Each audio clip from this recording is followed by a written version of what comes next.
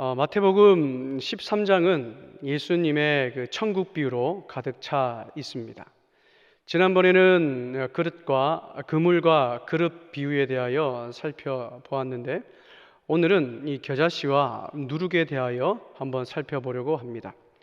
오늘 본문에 보면 예수님께서 천국은 마치 이 겨자씨 한 알과 같은데, 그 겨자씨는 씨 중에 가장 작은 씨앗이지만 그 씨앗이 심겨서 자라면 새가 깃들 만큼 큰 나무로 변한다라고 말씀하십니다. 그리고 예수님께서 또 천국은 마치 가루 서말을 모두 부풀게 한 누룩과 같다라고 말씀을 하십니다. 근데 여기서 우리가 한 가지 좀 생각해 볼 것은 이 겨자씨와 누룩을 좀 더 한번 우리는 생각해 볼 필요가 있습니다.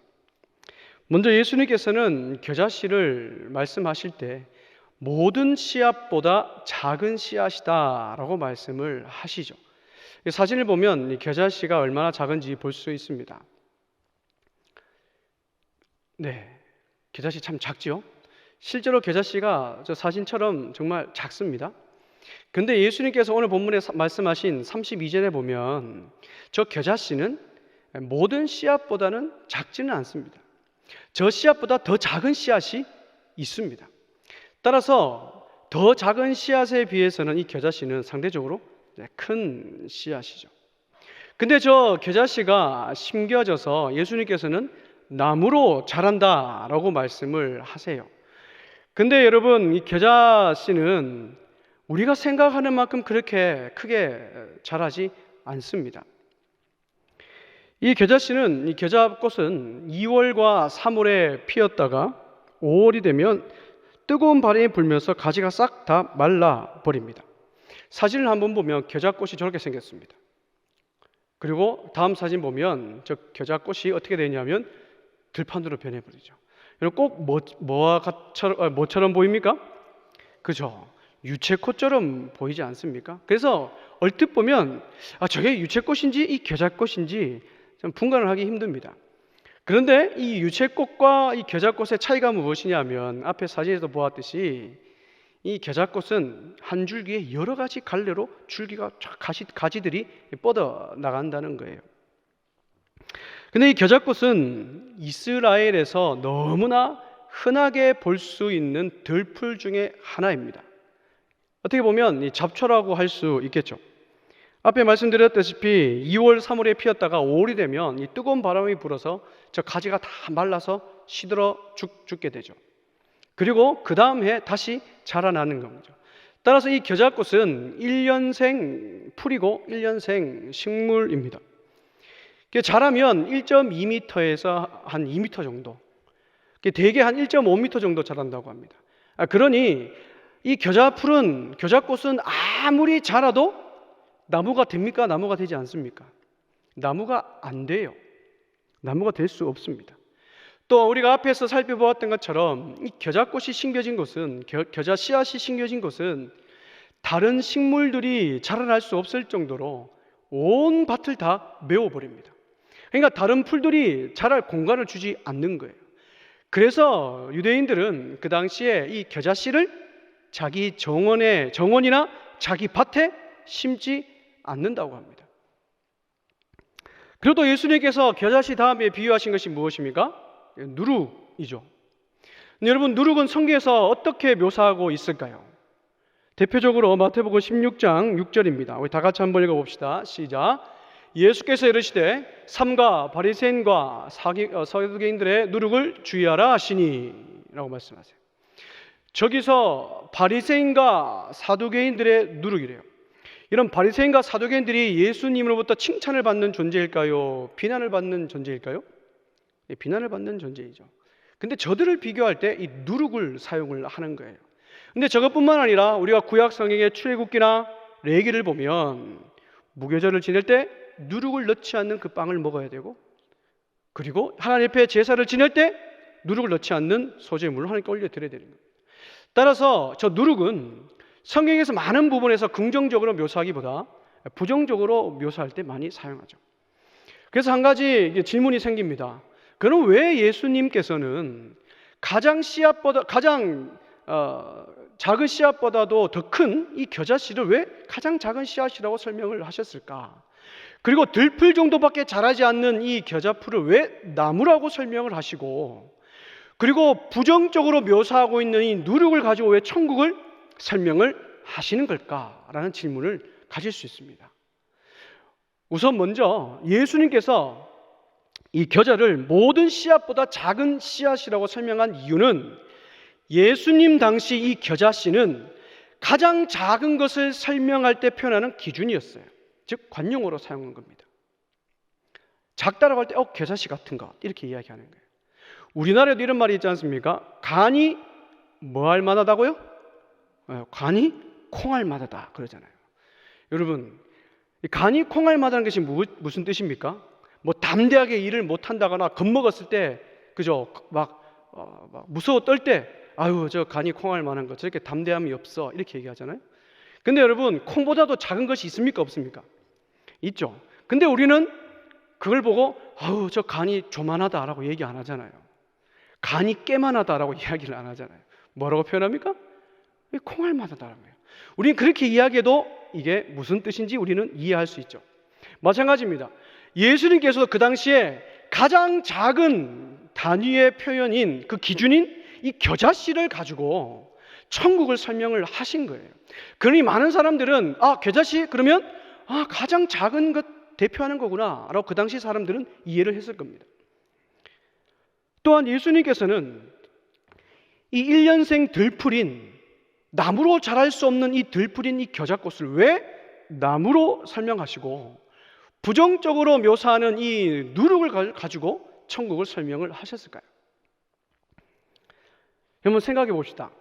지금 말씀을 전하시는 예수님이나 그 말씀을 듣는 청중이나 모두가 다 유대인입니다. 예수님이나 그 말씀을 듣는 청중들은 이 겨자꽃이 나무가 되지 않는다는 것을 알고 있을까요? 모를까요? 다 알고 있습니다. 왜? 고개만 돌리면 다 겨자풀인데 다 알고 있죠. 또 이 누룩이 긍정적인 의미를 가지지 않는 것, 부정적인 의미를 가지고 있다는 것, 그 당시 사람들은 다 알고 있습니다. 근데 예수님께서는 그럼에도 불구하고 다소 과장적인 비유를 들어 천국을 설명하신 것은 이 하나님 나라의 어떠함을 강력하게 전파하고자 이런 비유를 들어 설명하신 거죠. 그래서 때로는 상식적이지 않게, 때로는 파괴적일 만큼 하나님 나라가 그렇게 힘이 있다는 것을 다소 과장적으로 묘사하기 위하여 이렇게 말씀을 하시는 거예요. 그러니 그 당시 예수님의 말씀을 들은 자들의 머릿속에는 하나님 나라가 어떻게 그려졌겠습니까? 내가 알기로는 이 겨자씨는 들풀밖에 자라지 않는 풀인데 천국은 마치 그 들풀을 넘어 나무처럼 자라나는구나. 부정적으로 묘사할 만큼 부정적인 의미를 가지고 있는 누룩임에도 불구하고 모든 것을 부풀게 하는 것처럼 하나님 나라는 가득 차게 하는구나. 예수님의 말씀을 듣는 사람들 머릿속에는 하나님 나라의 어떠함을 확실하게 그들 머릿속에 딱 각인이 되었을 거예요. 따라서 사랑하는 여러분, 우리는 이 겨자씨와 누룩의 비유를 이상하게 읽을 것이 한 개도 없는 거예요. 중요한 것이 무엇입니까? 오늘 본문에 나온 이 겨자씨와 누룩의 비유에서 우리에게 하시는 그 말씀의 그 의미, 하나님께서 우리에게 하시고자 하는 그 말씀의 뜻을 알아가는 것이 중요한 것이죠.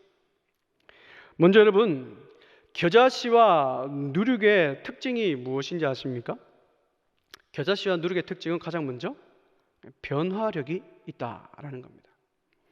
여러분, 우리가 겨자씨, 누룩 비유 들으면 가장 먼저 생각하는 것이 무엇입니까? 작은 것에서 크게 변하는 것, 작은 믿음에서 큰 믿음. 그러니까 뭔가 물리적으로, 양적으로, 외형적으로 작았다가 커지는 것을 우리 많이 생각을 합니다. 그것도 맞는 말이죠. 근데 사랑하는 여러분, 물질적, 양적인 변화를 일으키기 이전에 필요한 것이 무엇입니까? 보이지 않는 그 내면의 변화가 먼저 있어야 된다라는 겁니다. 눈에 보이는 양적 물리적 변화를 일으키기 위해서는 반드시 눈에 보이지 않는 그 내적인 변화가 필요하다는 거죠. 이런 마태복음 13장의 천국 비유를 듣고 있는 대상들이 누구일까요? 13장 1절 2절을 우리 다 같이 한번 읽어보겠습니다. 시작. 그날에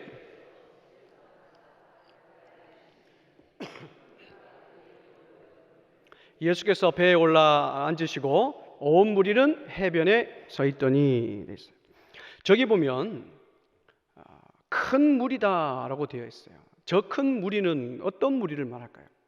로마인일까요? 이방인들일까요? 아니죠. 예수님의 말씀을 듣기 위하여 몰려든 저 큰 무리는 바로 유대인입니다. 그리고 그 뒤에서 24절을 봐도 예수님께서는 그들 앞에서라고 말씀하세요. 이 그들 또한도 유대인을 이야기하는 겁니다. 지금 예수님 앞에서 천국의 비유를 듣고 있는 대상은 바로 유대인입니다. 여러분, 유대인은 어떤 자들이며 어떤 삶을 살아가는 자들일까요? 유대인들은 그 당시에 로마라는 나라로부터 지배를 당하고 있는 민족이었습니다. 그러니 삶의 모든 부분에서 억압당하고 제재당하는 인생이 바로 그들의 인생이에요. 그러니 그들의 인생은 중요하고 가치가 있는 인생이 아닙니다. 소중한 인생이 아니에요. 인정받는 그런 인생이 아닙니다. 마치 들에 핀 잡초와 같은 그런 인생이 바로 유대인들이죠. 이들은 오늘 먹고 살아갈 것을 걱정하고 그것을 해결하면 그것으로 족한 인생을 살아가는 자들이 바로 이런 자들입니다. 그러니 이런 자들이 내 삶의 변화, 희망, 소망 이런 것을 가지고 살아가겠습니까? 그렇지 않겠죠. 그런데 예수님께서는 이런 자들 앞에서 천국의 비유를 말씀하시는데 이 겨자씨와 누룩을 가지고 말씀하고 있어요. 여러분 한번 생각해 봅시다. 어느 누구가, 이 세상의 어느 누구가 가장 작은 씨앗이 심겨서 나무로 변할 것이다 라고 생각하는 사람이 누가 있을까요?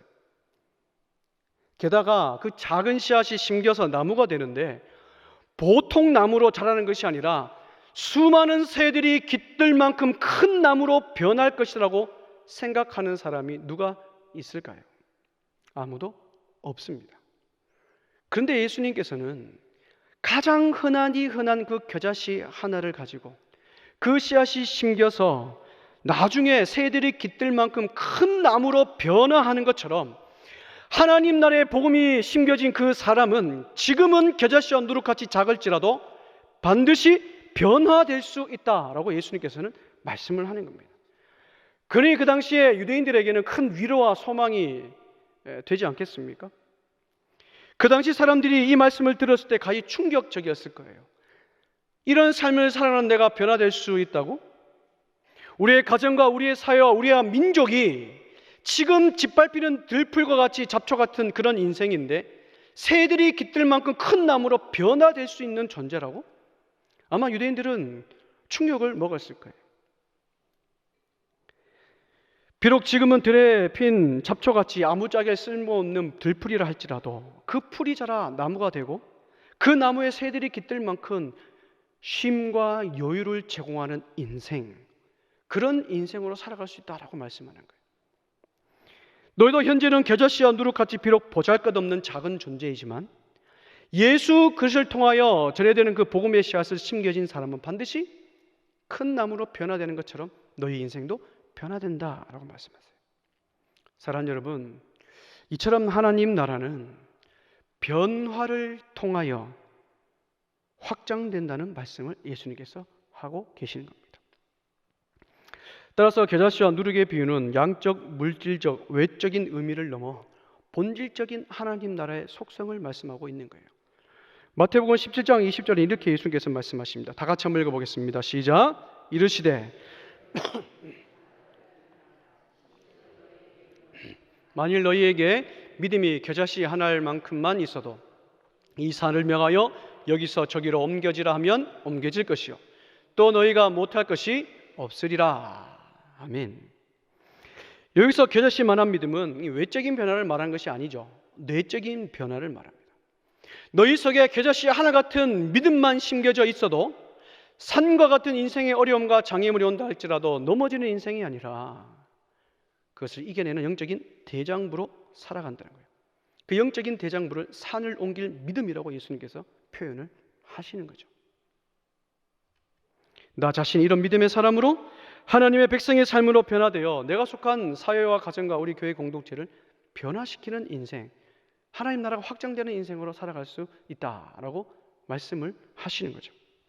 사랑하는 여러분, 복음의 씨앗을 가진 우리는 반드시 변화의 사람이 돼야 되고, 그리고 성장해야 됩니다. 그리고 우리가 주변 사람들 변화시키는 그 변화의 주역으로 우리는 살아가야 되는 거죠. 왜냐하면 우리의 생각과 말과 행동과 이 가치관들을 통하여 영향을 주고 사람을 변화시키는 존재가 저와 여러분들이기 때문에 그렇습니다. 우리 옆에 분과 이렇게 한번 이야기하면 좋겠습니다. 당신은 변화의 사람입니다. 당신은 주변을 변화시키는 변혁가입니다. 사랑하는 여러분, 저와 여러분들 속에는 그 복음의 씨앗, 겨자씨 하나 같은 그 복음의 씨앗이 심겨져 있기에 우리는 어제보다 오늘을 변화할 수 있고, 그리고 주변으로 전파하며 주변 사람들을 변화시키는 그 변혁가 인생을 살아가는 것입니다. 이런 인생 살아가시기를 주님의 이름으로 축복합니다. 첫 번째는 이 겨자씨와 누룩의 특징은 뭐냐면 변화력입니다. 변화력. 그 변화를 통해서 확산하는 거죠. 두 번째, 이 겨자씨와 누룩의 특징이 무엇이냐면 바로 전파력이 있다는 겁니다. 전파력. 우리가 앞에서 사진으로 보았듯이 이 겨자꽃은 이스라엘에서 흔하디 흔한 꽃이죠. 그 겨자씨 한 알이 딱 심겨지면 그 다음 해 심겨진 그 땅은 모두가 다 겨자밭으로 변해버립니다. 그래서 설명드렸다시피 그 당시 유대인들은 자기 집 정원이나 밭에 그 겨자씨 씨앗을 심는 것을 그다지 선호하지 않았습니다. 여러분, 이것이 겨자씨의 특징인 거예요. 여러분, 겨자씨, 겨자꽃은요 위로 자라나는 나무과가 아닙니다.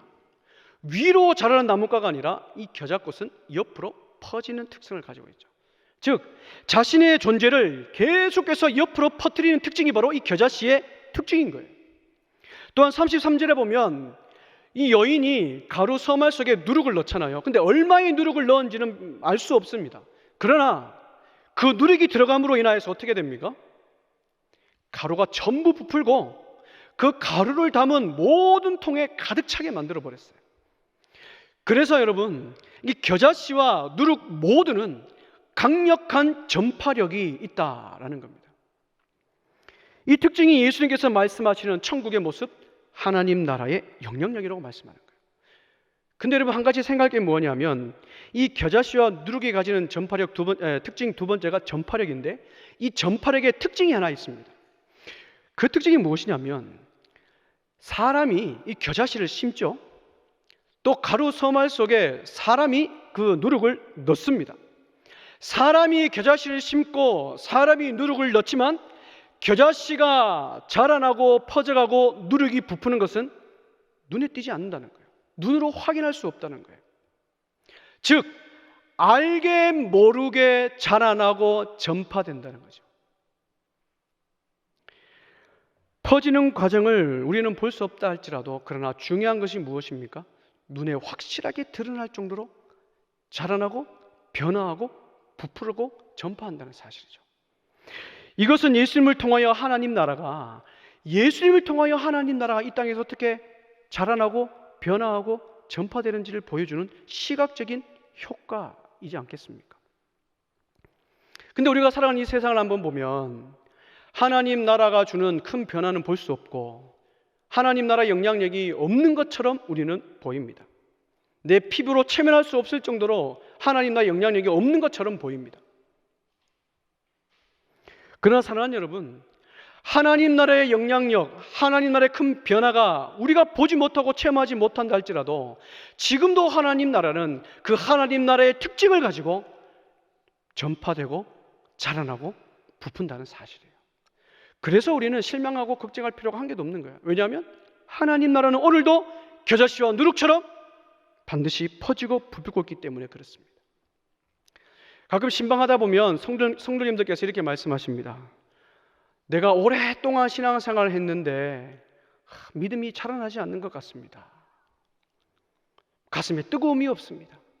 내 남편이 오랫동안 예배드리고 교회 나오는데 믿음이 자라나지 않는 것 같아 답답합니다. 우리 자녀가 오랫동안 주일학교 때부터 열심히 예배드리고 신앙생활 하는데도 불구하고 행동하는 거 보면 참 답답합니다. 어째 변화가 저렇게 없을까요? 이렇게 말씀하신 성도님도 있습니다. 또한 하나님 나라 교회가 이렇게 많은데도 불구하고 왜 이 대한민국이 변하지 않을까요? 이렇게 이야기하는 성도님도 있습니다. 모두가 다 맞는 말이죠. 내 기준을 봤을 때는 변화되지 않는 것 같고 만족이 없는 거예요. 근데 사랑하는 여러분, 한번 생각해 봅시다. 이 자리에 있는 저와 여러분들, 우리의 자녀들, 우리의 남편들, 우리의 가족들, 우리 믿음의 동력자들 마음속에 이 복음의 씨앗이 심겨져 있고 하나님의 말씀을 듣는 자리에 노출되어 있다면 반드시 겨자씨와 누룩처럼 자랄 것입니다. 그리고 부풀고 성장할 것입니다. 단지 그 과정을 우리가 알 수 없을 정도로 미묘하겠지만 그러나 반드시 변화됩니다. 왜냐하면 그 마음속에 하나님 나라의 그 특징이 심겨져 있기 때문에 그렇습니다. 여러분, 이 자리는 저희 여러분도 한번 생각해 봅시다. 예수 그리스도를 처음 영접했을 때, 그리고 20년 전의 믿음, 10년 전의 믿음, 그리고 오늘 이 자리에 있는 저희는 지금의 우리의 믿음을 한번 비교해 봅시다. 그때와 비교할 수 있겠습니까? 우리는 그때와 비교할 수 없을 정도로 엄청나게 믿음이 성장해 있습니다. 근데 우리가 수십 년의 과정 동안 내가 피부로 느끼고 눈에 볼 만큼 눈에 띄게 변화되었습니까? 그렇지 않죠. 우리의 믿음은 언제 성장하고 언제 변화될지 모를 정도로 조금씩 전파되고 지금 이 자리에 저 여러분들이 있는 거예요.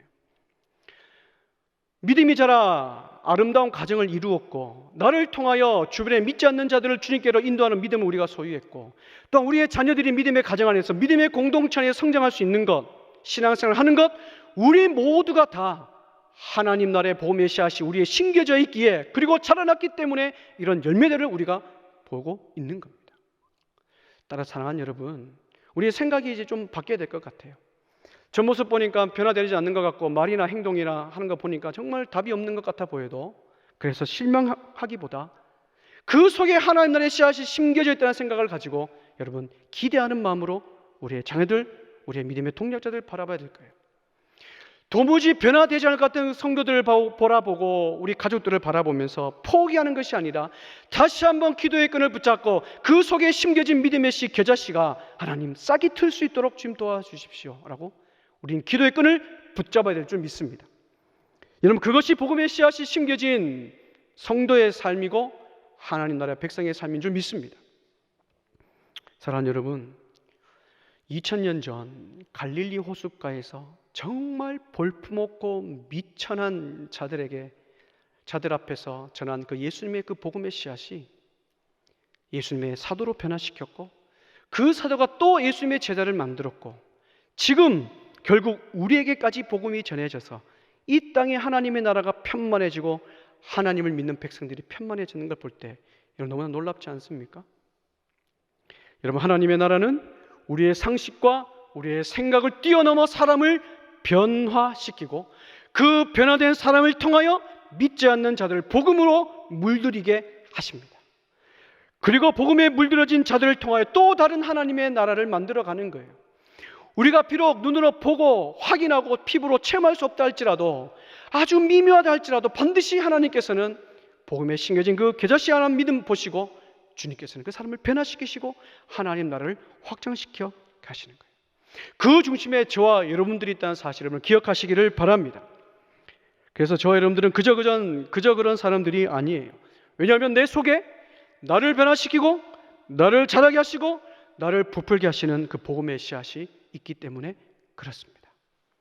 그래서 때로는 내 삶에 아무런 변화가 없고 지극히 평범한 삶이라도 할지라도 반복되는 삶이라 할지라도 겨자씨가 들판을 메워가듯 그 누룩이 온 가루를 부풀게 하듯 하나님께서는 오늘도 어제도 익숙한 삶, 평범한 우리의 일상 가운데서도 나를 부풀게 하시고 나를 자라게 하시고 나를 오늘도 어제보다 조금 더 변화시켜 가셔서 그 풍성함을 맛보게 하실 줄 믿습니다.